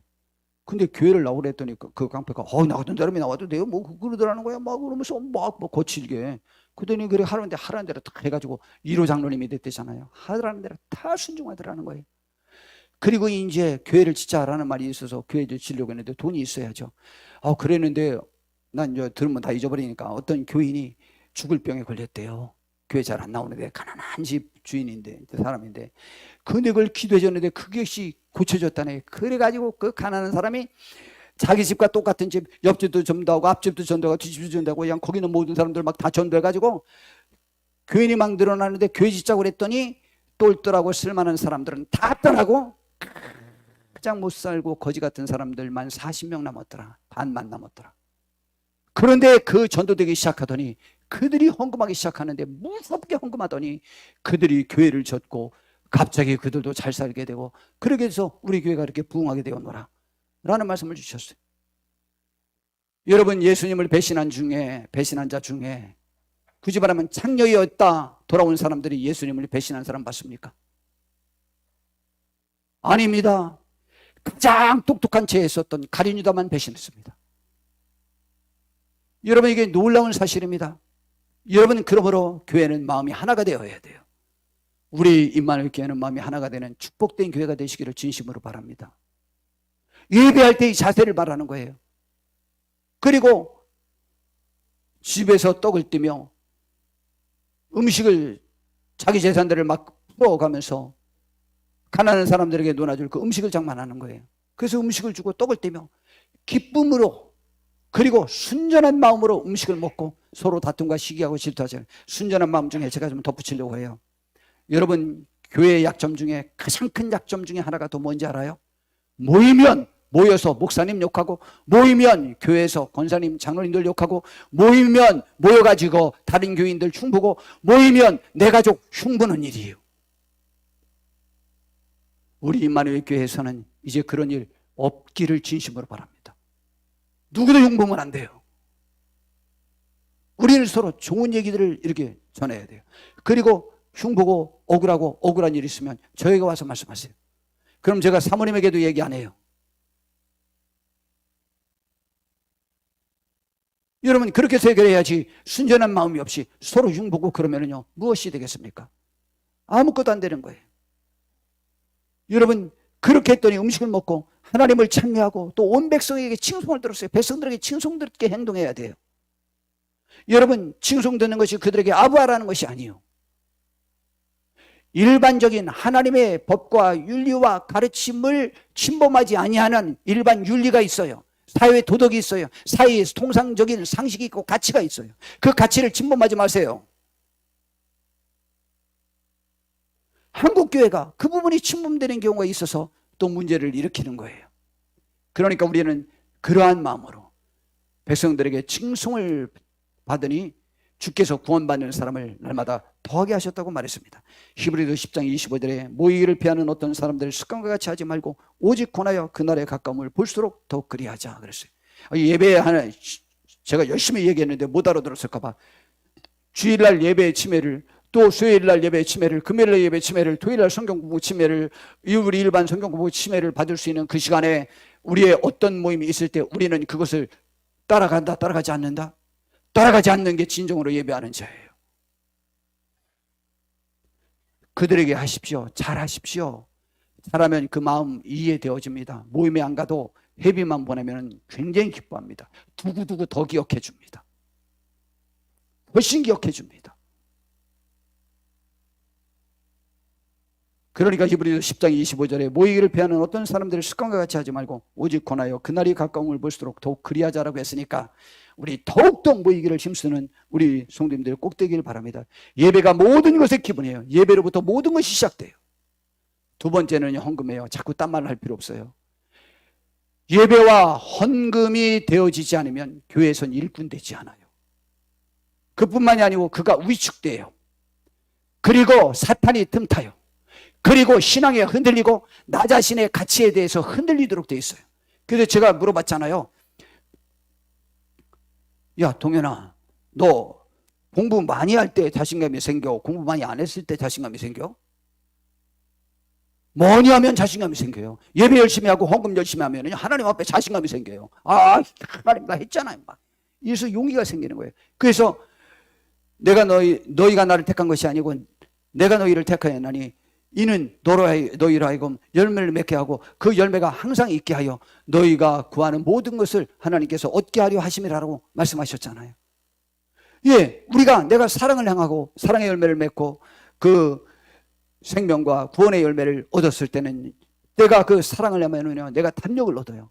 그래서 어두움이 없고 담대함을 얻고 하나님께 구하는 것은 뭐든지 다 얻습니다. 근데 우리가 사랑으로 행하지 않고 하나님께 기도하려면 절차가 있어야 돼요. 사랑으로 행하지 아니하는 모든 것 되게 먼저 해야 되고 그 하나님 앞에 기도하는 순간 저 사람은 처음에 딱 오자마자 하나님 나 뭐 필요해요 주세요. 그리고 받아가 구석 가는데 나는 이제 회개 다 하고 그 다음에 이제 조금 더 잘하고 난 다음에 그때 와서 구할 마음이 생기는 거죠. 용기가. 그러므로 예배와 헌금이 쌍두마차예요. 이것에 다 포함이 됐어요. 왜냐하면 예배 속에는 교제도 있고 모든 것 헌신과 봉사 다 거기에 다 들었으니까. 전도도 다 들었으니까. 예배에 모여서 예배하고 그 일을 하는 거예요. 헌금이 있습니다. 그 다음에 헌금이 있는데 우선 삶으로 드리려 하는 예배가 또 있습니다. 그것은 로마서 12장 1절에서 2절에 보니까 그러므로 형제들아 내가 하나님의 모든 자비하심으로 너희를 권하노니 너희 몸을 하나님이 기뻐하시는 거룩한 산제물로 드리라. 이는 너희가 드릴 영적 예배인데 이거는 뭐냐? 그 예배 중에 가장 대표적인 게 뭐냐? 너희는 이 세대를 본받지 말고 라고 했어요. 근데 우리는 이 세대에 뒤떨어지지 않으려고 우리 가족, 내 자녀, 내 형제 자매 그것의 가치를 더 부여해가지고 막 그렇게 하잖아요. 이 세대예요. 그걸 본받으면 안 돼요. 이 세대를 본받지 말고 오직 마음을 새롭게 함으로 변화를 받아 하나님의 선하시고 기뻐하시고 온전하신 뜻이 무엇인지 분별할 수 있도록 해야 돼요. 이 세대의 가치가 하나님의 말씀에 부합된지 아닌지를 우리는 매번 생각해 봐야 돼요. 그래서 예수님께서 마태복음 22장 37절부터 보니까 예수께서 들으시되 내 마음을 다하고 목숨을 다하고 뜻을 다하여 주 너의 하나님을 사랑하라는 것이 첫 번째 하나님의 계명이고 두 번째는 그 똑같은 것인데 그와 같으니 내 이웃을 내 자신같이 사랑하라. 이 두 가지가 율법과 선지자의 강령이라고 그랬어요. 우리는 하나님을 사랑하는 것만큼 우리는 이웃도 사랑해야 되는 거죠. 그건 실천을 말하죠. 여러분 우리가 예배하지 않고 또 하나님의 말씀대로 살지 않고 그렇게 그쪽에 따라다니면은 우리는 하나님을 섬기는 자라고 세상도 인정하지 않고 내 마음도 인정하지 않아요. 그래서 사도행전 22장에 나와 있던 조금 전 말씀대로 그들이 날마다 모여서 그렇게 했더니 구원받는 수가 굉장히 많아졌다고 말하고 있습니다. 그런데 우리가 하나님 앞에 그렇게 예배하지 않으면 우리는 결국 다윗 왕이 또 우리가 하나님의 말씀대로 살지 아니하면 다윗 왕이 그가 바세바와 간음한 다음에 그것을 감추려고 바세바의 남편 우리아를 죽이고 그 아내와 결혼했을 때에 그 일로 하나님이 사도행전 12장 14절에 이 일로 말미암아 여호와의 원수가 크게 비방할 거리를 얻게 하였으니 당신이 낳은 아이가 반드시 죽으리라고 이렇게 말하지 않습니까? 하나님께 회방거리가 되지 않도록 그렇게 해주시기를 진심으로 바랍니다. 그리고 예배 다음으로 중요한 것이 헌금이라고 그랬죠. 헌금은 여러 가지로 자꾸 생각할 필요가 없어요. 헌금엔 크게 두 가지가 있어요. 그 헌금에 관하여 말라기 3장 7절부터 12절에 아주 잘 가르쳐 주는데 만군의 여호와가 이르노라 너희 조상들의 날로부터 너희가 나의 규례를 떠나 지키지 아니하였도다. 그런즉 내게로 돌아오라. 그리하면 내가 너희에게로 돌아가리라. 너희가 이르기를 우리가 어떻게 해야 주께로 돌아가리까? 하나님을 떠났다고 하는데 그들이 어떻게 돌아가는 줄은 모르는 거예요. 그랬더니 하나님 말씀하시기를 사람이 어찌 하나님의 것을 도둑질하겠느냐. 그러나 너희는 나의 것을 도둑질하고도 말하기를 우리가 어떻게 주의 것을 도둑질하였나이까 하는도다. 이는 곧 11조와 봉헌물이라고 했습니다. 헌금에는 큰 종류로 그냥 둘로 나누면 돼요. 하나는 11조, 하나는 봉헌물. 그 11조에 관해서 그 다음에 또 말합니다. 너희 곧 온 나라가 나의 것을 도적질하였으므로 너희가 저주를 받았느니라. 만군의 여호와가 이르노라 너희의 온전한 11조를 창고에 들여. 11조 중에도 또 무슨 11조가 있냐? 온전한 11조가 있고 떼먹은 11조가 있다 이 말이죠. 온전한 11조를 창고에 들여 나의 집에 양식이 있게 하고 그것은 나를 시험하여 내가 하늘문을 열고 너에게 복을 쌓을 것이 없도록 붙지 아니하나 보라. 만군의 여호와가 이르노라 내가 너희를 위하여 메뚜기를 금하여 너희 토지 소산을 먹어 없애지 못하게 하며 너희 밭에 포도나무 열매가 기한 전에 떨어지지 않게 하리니 너희 땅이 아름다우심으로 모든 이방인들이 너희를 복되다 하리라. 만군의 여호와의 말이니라 라고 했습니다. 그럼 11조는 뭐고 온전한 11조는 뭐고 봉헌물은 뭘까? 제가 헌금하는 내용을 좀 다시 또 한번 자랑해 보려고 제가 이렇게 했습니다. 한번 살펴보죠. 이게 이제 2003년도 통계인데 자, 제가 얼마를 했냐면 1860만 원을 했어요. 저는 이제 1년에 1월 달에 한꺼번에 다 합니다. 제가 여러 번 개척할 때부터 생각했는데 물론 성도님들이 보도록 매일 이 헌금 드는 거 보여주는 것도 좋겠지만 그렇게 안 해도 이제 제가 헌금하는 건 이제 알았죠. 저 그전에 모르셨죠? 자, 근데 이제 제가 공개했는데 1860만 원을 냈어요. 11조가 얼마냐? 960만 원을 냈어요. 그런데 2003년에 제 사례비가 얼마냐면은 817만 9,400원이에요. 그런데 왜 11조가 960만 원이냐? 이 차액 나는 것은 하나님이 그 해에 우리 교회에서 받는 거 외에 그 공식적으로 받는 거 외에 어디서 좀 많이 좀 들어오게 해달라고. 그래서 과일도 많이 사고 오고 옷도 사주고 또 뭐 쓰라고 용돈도 좀 주고 또 뭐 다른 데서 수입이 좀 많이 생기게 해달라고 바라는 마음으로 먼저 11조를 좀 더해요. 그럼 얼마인 거야? 8,017만 원에서 저기 하면 그래도 한 150만 원 더 11조 했네. 그럼 1,500만 원 이상 더 좀 공짜로 좀 들어오라고 제가 비나이다 하고 11조 더한 거예요. 그리고 천년매월금을 500만 원 해요. 그리고 감사원금 종류가 10가지를 하는데 각 30만 원씩 이렇게 하는데 신년, 부활, 맥주, 추수, 성탄, 대생일, 아내 생일, 민선이 생일, 창립 뭐 기타 또 하나 더 넣어요. 근데 결혼기념일은 제가 제일 행복해가지고 그거는 100만 원 하고 감사원금 중에. 그래서 이렇게 합니다. 그런데 제가 2003년에 헌금한 내역 보니까 제가 이번에는 3위를 했더라고요. 다른 때는 1위 했는데 1,992만 원을 냈어요. 아니 11조를 더 이렇게 했는데도 불구하고 저거보다 1,992만 원이니까 약 한 130만 원 더 헌금했죠. 그거는 저나 제 아내가 중간에 여타저타한 헌금들을 더 해서 그냥 해서 그런 거예요. 그래서 늘어난 거예요. 그래서 제가 상의했어요. 우리 교회 헌금한 순위를 좀 한번 살펴보도록 하겠습니다. 그러고 보니까 이게 저예요. 1등은 누가 했어요? 명단으로. 2등하고. 쭉 가보면 이게요 정말 기가 막힙니다. 우리 교회 정말 열심히 하는 집사님들 1년에 300만 원 하는 사람도 있어요. 그리고요 뭐 정말 이게 좀 마음이 아픈 게 많은데 제가 오늘 또다시 확인해 보니까 정말 기가 막힌 거예요. 11조와 봉헌물에 봉헌물이 뭐냐? 그 감사원금 종류나 뭐 건축헌금이나 뭐나 뭐 전도헌금이나 뭐 다 봉헌물이에요. 뭐 선교비도 그렇고 다 봉헌물이에요. 근데 올해는 이제 제가 또 헌금을 했잖아요. 근데 올해는 이제 제가 특별하지 않은 한 1등 할 것 같아요. 왜냐하면 이번 안 진단금으로 약 2천만 원을 받았거든요. 그래서 그 2천만 원 중에 제가 얼마를 헌금했냐? 제가 오래전부터 헌금하고 싶었던 것이 있어요. 리모델링. 그래서 저는 여기 5천만 원 정도는 들을 거라고 생각해서 제가 10분의 1은 내가 감당해야 되겠다. 그렇게 해서 이번에 암 진단비 딱 봤는데 500만 원. 제가 이번 전번주에 헌금을 했어요. 받자마자 제일 먼저 그거 먼저 했어요. 그 다음에 1,000만 원은 제가 밖에 어디 선교비를 사용할 게 있어요. 그래서 1,000만 원. 그 1,000만 원 선교비에서 1,500만 원을 하나님께 바쳤어요. 그러니까 이제 지금은 위에 두 사람이 있는데 올해는 제가 특별하지 않은 한 1등 할 것 같아요. 이것이 기분이 나쁘지도 않지만 이건 꼭 좋은 일이 아니에요. 1등은 저보다 다른 분들이 하는 것이 훨씬 낫지. 굉장히 많이 부자 되시고 돈도 많이 버셔가지고 꼭 저보다 5배 이상씩 꼭 헌금하시길 바랍니다. 그래서 1억씩 헌금하는 분들이 많이 나와야 되지 않겠습니까? 그렇게 해주시길 바랍니다. 봉헌물이 그런 거예요. 근데 정말 신기한 거예요. 온전한 11조가 있어요. 그럼 참 신기해요. 저는 교회에서 정식적으로 받는 것 이외에 덤으로 좀 많이 들어오기를 바라가지고 제가 비나이다 하고 11조 더 하잖아요.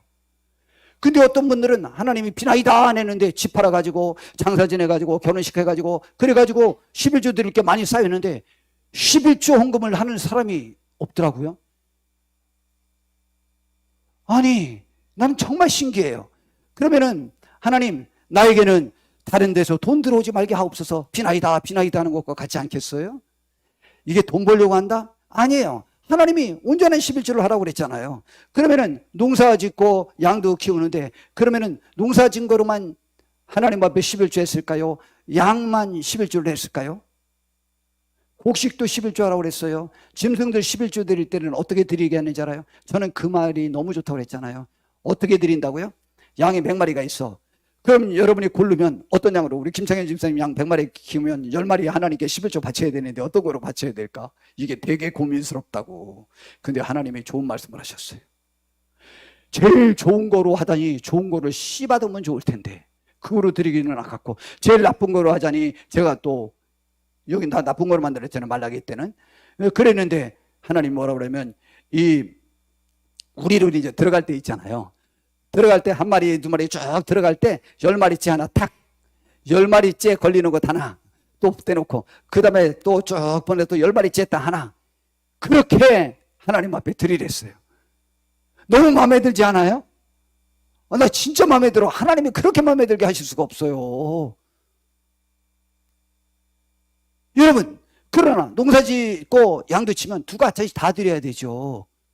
내가 직장에 다니다가 그 결혼식해서 한 500만 원 이익 났어요. 그럼 50만 원 11주 드려야지. 장사 지나면 또 남는 게 제일 많다면서요, 조상라면. 그러면은 만약 500만 원 나오면 50만 원 11조 해야지. 왜 11조 안 할까? 그럼 나는 나의 행세나 다른 데서는 나는 손해보기를 바라는 것처럼 고사 지내는 거 같잖아. 이건 비는 건 아닐 거 아니에요. 하나님 앞에 기도하는 건 아닐 거 아니에요. 이건 고사 지내서 그래. 고사 지내면 그런 거 안 들어오지. 이제 점점 적게 들어오죠. 잘못하면 손해보고. 그렇지 않겠습니까? 성경의 가르침은 또 그렇잖아요. 그렇기 때문에 우리 양심적으로 온전하게 11조도 할 수 있는 우리 성도님들 되었으면 참 좋겠습니다. 이 두 가지가 쌍두마차예요. 이것이 신앙의 기본이에요. 자꾸 다른 건 얘기하는 거는요, 괜히 이거 직접 얘기할 수 없으니까 도는 거예요. 왜 돌아요? 성경은 이 두 가지만 말씀하셨어요, 주로. 그게 복의 이유예요. 사랑이 중요하잖아요. 사랑하는데 물질이 없어요? 물질 있는 곳에 마음이 있다고 그랬잖아요. 그러니까 우리 양심적이지 않은 말들과 신앙생활을 우리의 습관이 되어서는 안 되는 것이죠. 그래서 요한복음 10장 10절부터 해보니까 도둑이 오는 것은 도둑질하고 죽이고 멸망시키려는 것뿐이요 내가 온 것은 양으로 생명을 얻게 하고 더 풍성하게 얻게 하라 하는 것이라. 요한복음 15장 16절에 너희가 나를 택한 것이 아니오 내가 너희를 택하여 세웠나니 이는 너희로 가서 열매를 맺게 하고 또 너희 열매가 항상 있게 하여 내 이름으로 아버지께 무엇을 구하든지 다 받게 하려 하심이라고 했어요. 다 우리가 우리의 축복을 원해서지 하나님이 뭐가 필요해서 그런 것이 아니라고. 산천초목이 다 내 거기 때문에 나 좀 너희들이 그렇게 나에게 헌금하고 제사 드리고 예배 드리는 것을 번거롭게 생각하니까 누가 너희들이 내 성전문을 밟지 못하도록 성전문을 닫아줄 사람이 있으면 좋겠다고 말라기서야 말했어요. 그것이 예수님 오시기 전에 500년 전 얘기예요. 그 이후로부터 말라기 선지자가 공식적인 선지자로서 마지막 활동을 한 거예요. 굳이 말하면 영적 활동이 없어지는 암흑기를 약 500여 년이나 지나게 된 것이죠. 그 다음에 역사의 말세치 말에 이제 예수님이 오셨죠. 예수님이 오셔서 다시 시작하는데 결국 그 이스라엘 나라가 예수님 돌아가시고 난 다음에 40년 후인 AD 70년에 망해가지고 1947년에 이스라엘이 2차 대전 후에 유엔에서 도와가지고 이스라엘 국가를 건설하도록 하기 전까지 약 1900년 동안, 약 2000년 동안이나 나라 없는 민족으로 세계를 떠돌면서 얼마나 많은 사람이 비참한 생활을 살았습니까? 그런데 그것이 바로 말라기서에서 기록한 내 성전문을 닫았으면 좋겠다. 그래서 그들은 2000년 동안이나 성전이 없는 민족으로 세상을 떠돌아다녔어요. 여러분, 우리는 예배를 잃어서는 안 돼요. 우리는 하나님 앞에 순전한 마음으로 우리를 드려서 우리를 통해서 성전이 유지되고 예배가 유지되고 우리를 하나님이 기뻐 받으시고 우리를 복줄 대상으로 만들 수 있는 귀한 하나님의 사람들이 되어야만 하는 것입니다.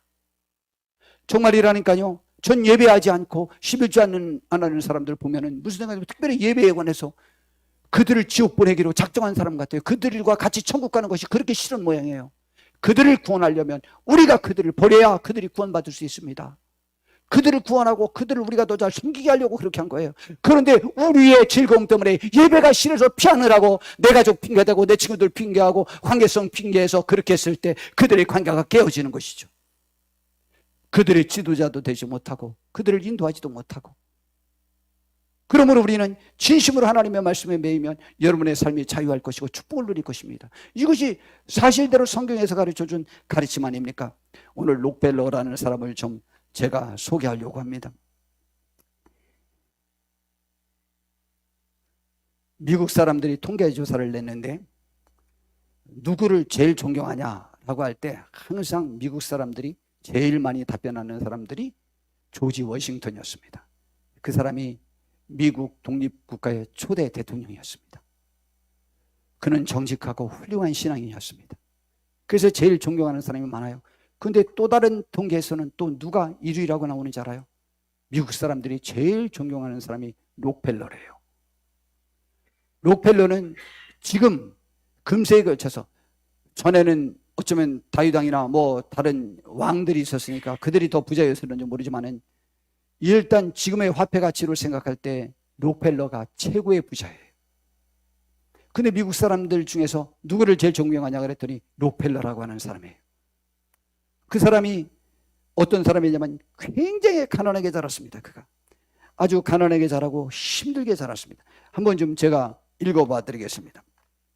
뉴욕타임즈는 금세기 최고 부자로 미국의 석유왕 록펠러를 선정했다. 록펠러는 한국교회에서도 자주 인용되는 예화의 주인공이다. 록펠러는 11조 신앙으로 유명하다. 어린 시절부터 시작된 11조 신앙은 세계의 대부가 되어서도 계속되었다. 자기 회사에서 그 처음엔 20명, 나중에는 40명에 이르는 11조 담당 부서를 둘 정도였다.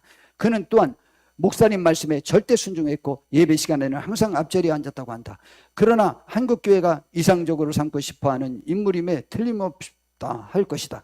그런데 우리가 간과하는 것들이 있다. 그는 세계 최고의 부자가 되는 과정은 불의의 재물을 쌓는 과정이었다는 점이다. 록펠러가 세웠던 석유회사 스탠더드 오일은 독점 기업으로 유명하다. 록펠러는 자기 자본을 기초로 낮은 값으로 물건을 판매하여 동종 기업들을 도산시켰으며 유사 기업들을 해외화하고 협박하여 자기 기업으로 활병시켰습니다. 이렇게 독점 기업을 세운 후에는 가격을 올려 그동안의 손해를 보상했습니다. 록펠러는 석유와 철도 부분에서 전 미국의 95%를 독점하였다. 당시 록펠러를 모든 것을 먹어치우는 괴물로 그런 만평들이 등장하기도 했다. 록펠러의 이런 행동 때문에 미국에서는 독과점 금지법을 제정할 수밖에 없었다. 록펠러는 당대 가장 혐오스러운 인물이라는 평을 받기도 했다. 데오도이 루스베트 대통령은 록펠러가 얼마나 선행을 하든 그 부를 쌓기 위해 저지른 악행을 갚을 수는 없다고 말할 정도였다고 합니다. 이런 록펠러에게도 생을 바꾸는 계기가 있었습니다. 53살 나이에 그가 전 세계 최고 부자가 됐거든요. 나이에 그는 이미 43살 때 전 세계 최고 부자가 됐어요. 그런데 53살 때의 나이에 그는 알로피셔라는 치명적인 병에 걸리게 되었다. 이 병은 머리카락이 빠지고 눈썹도 빠지고 몸이 초췌하게 말라가는 병이다. 아무리 세계 최고의 부자라도 이 병으로 인하여 그가 먹을 수 있었던 음식은 우유 한 잔과 크래커 몇 조각뿐이었다. 담당 의사는 마침내 이런 상태로는 1년을 견딜 수 없습니다는 최후 통첩을 내리고 말았다. 록펠러는 이런 투자 과정 속에서 자기가 그렇게 열심히 벌었던 돈의 의미를 생각하게 되었다. 그는 어느 날 밤중에 침대에서 괴로워하다가 벌떡 일어나더니 이렇게 외쳤다고 한다. 돈은 아무것도 아니다. 그리고 조금 있다가 또 이렇게 외쳤다고 한다. 하나님은 모든 것이 되신다. 이후 하나님의 은혜로 병상에서 일어나게 된 록펠러는 온전히 자선 사업에만 전념하게 되었습니다. 그래서 그는 세계에서 선한 일을 제일 많이 한 사람입니다. 그 대학을 12개나 세웠고 교회도 4,928개나 지어서 그가 봉헌했다고 하는 것입니다. 그리고 그가 나중에 간증하기를 하나님이 내게 돈을 벌게 해주셨습니다. 나는 누구보다도 돈을 많이 벌어보았습니다. 이제 나는 사람들에게 도움이 되도록 이 돈을 쓸 것입니다. 하나님은 돈을 벌면, 내가 돈을 벌면 그것을 또 다른 사람들에게 나누어 주실 것을 아시고 나를 도구로 사용하고 계십니다. 나는 하나님의 도구일 뿐입니다. 그리고 이 록펠러는 철저한 기독교 신자였고 11조로 자신의 믿음을 평생도록 증명해 보인 사람이었습니다. 어머니는 6때부터 록펠러에게 11조 신앙을 가르쳐 주었습니다. 11조라는 어떠한 수입이든 하나님의 몫으로 드리는 것입니다. 존 록펠러는 어머니는 엄격하게 신앙생활을 가르쳤을 뿐만 아니라 성실하고 부지런한 생활을 강조했습니다. 무슨 일이든 주의 일을 하든 열심히 하고 근검절약하며 사는 게 기독교인의 바른 자세라고 가르쳤습니다.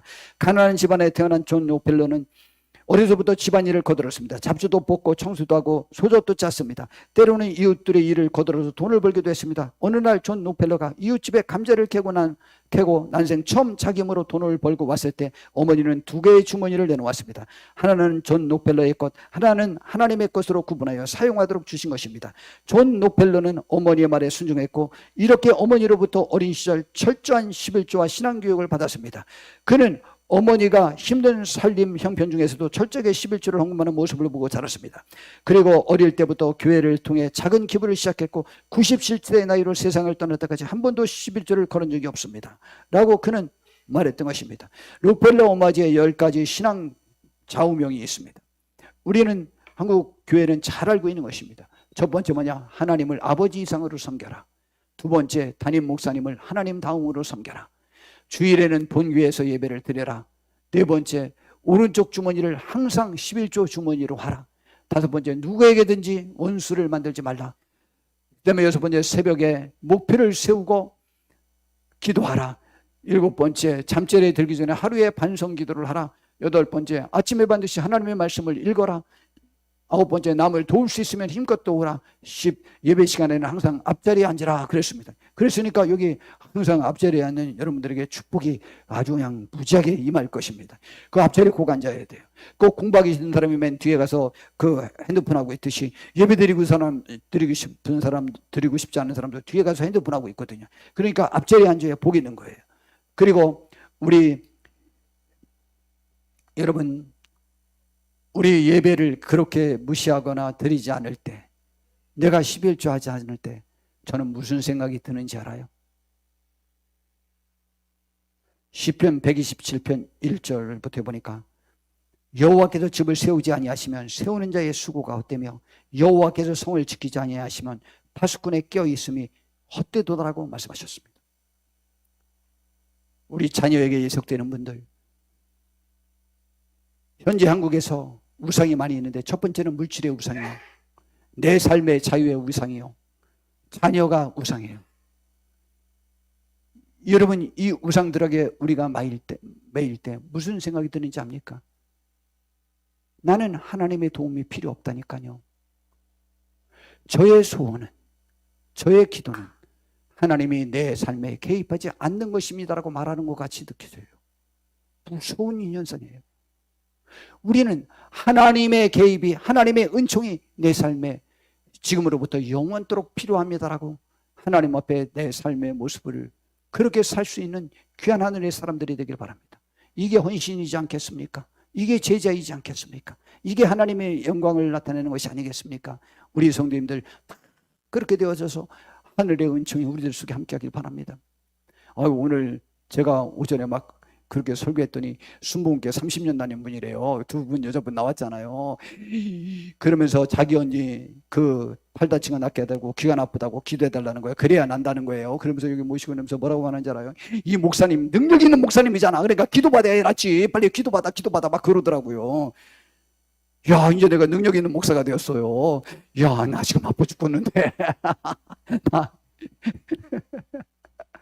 그래서 능력 있는 목사라고 하는데 내가 능력 있게 기도 안 해줄 수 있어? 내가 그래서 이게 팔 부러지고 나 개주시고 그랬더니 귀도 지금 막 그래가지고 귀도 좀 기다려. 귀 이렇게 둘이 대고 기도하래요. 어디서 많이 나 들어본 얘기 같아. 나도 그냥 딱 대고 그냥 곧자쭉 샤드하고 막 열심히 기도했잖아. 막 능력 있게.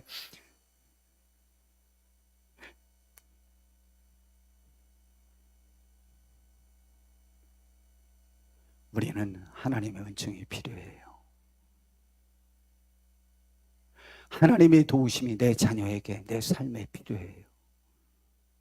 성을 지키는데도 내 노력보다 하나님의 도우심이 더 절대적이라고 그랬고, 내 자녀가 잘 크는 것도 내 노력보다 하나님의 도우심이 더 필요하다고 했어요. 결코 나와 관계되는 사람들이 우상이 되거나, 아니요, 우상은 자녀밖에 안 돼요. 우리가 예배가 싫어서 그들을 우상으로 만드는 거지. 이미 우리가 먼저 하나님을 싫어해서 그쪽으로 간 거지, 그들이 우상이라 간 건 아니에요. 우상은 자녀밖에 없어요.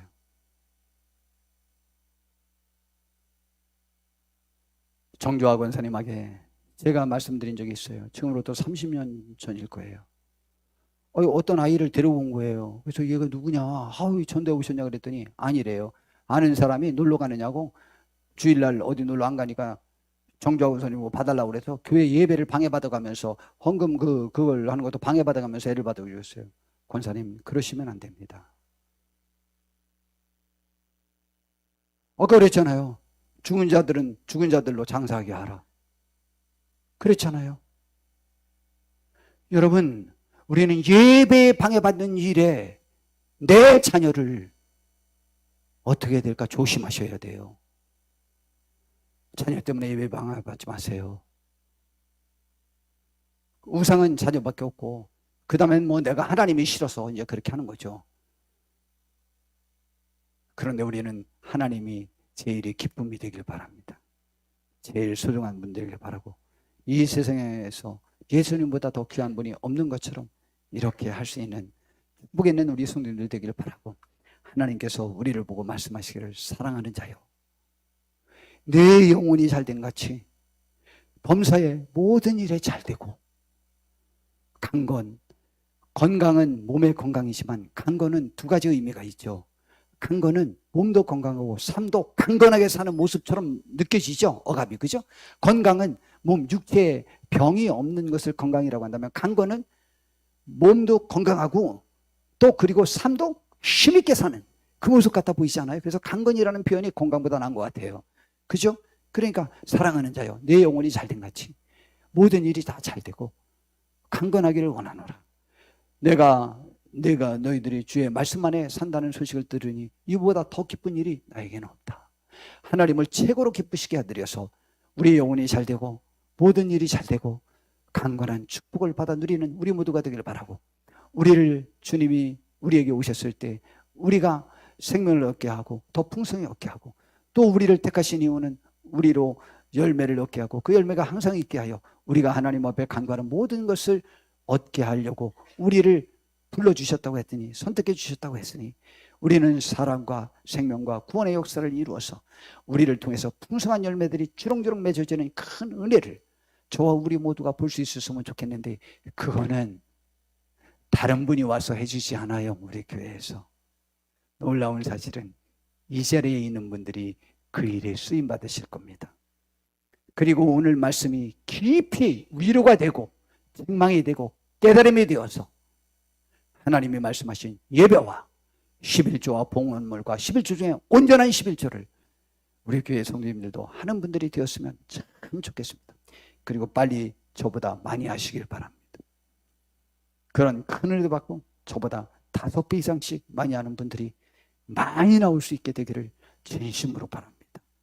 하나님의 큰 축복과 은총이 우리들 속에 온전히 차고 넘치고 승리가 함께하길 바라고, 이번이 우리의 기도에도 주님이 함께해 주셔서 성령님이 우리 교회를 힘쓰는 교회가 되기를 바라고, 이제 성령님에게 사로잡혀서 사탄과 마귀의 권세를 물리쳐 이기고 가난을 이기고 질병을 이기고 우리들의 낫대한 신앙을 이기고 하나님 앞에 영광 돌릴 수 있는 저와 우리 모두가 되기를 진심으로 바랍니다.